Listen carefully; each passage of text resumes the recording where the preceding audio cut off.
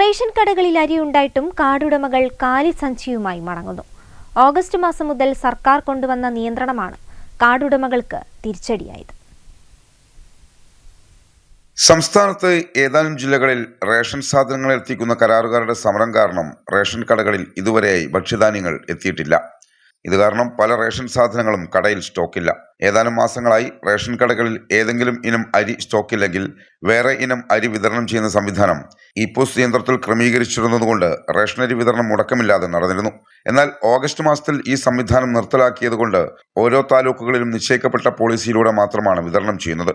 മുൻഗണനാ വിഭാഗമായ മഞ്ഞ, പിങ്ക്, സംസ്ഥാന പദ്ധതിയായ നീല, വെള്ള തുടങ്ങിയ കാർഡുകാരുടെ പുഴുങ്ങലരി, പച്ചരി, കുത്തരി എന്നിവയിൽ ഏതെങ്കിലും ഒരു ഇനം അരി സ്റ്റോക്കില്ലെങ്കിൽ ആ വിഹിതം റേഷൻ ഉപഭോക്താക്കൾക്ക് പോളിസി അനുസരിച്ച് ക്രമീകരിച്ചതുകൊണ്ട് വിതരണം ചെയ്യാനാകുന്നില്ല. റേഷൻ കരാറുകാരുടെ സമരം കാരണം എന്ന് അരി എത്തുമെന്ന് പറയാനും കഴിയുന്നില്ല.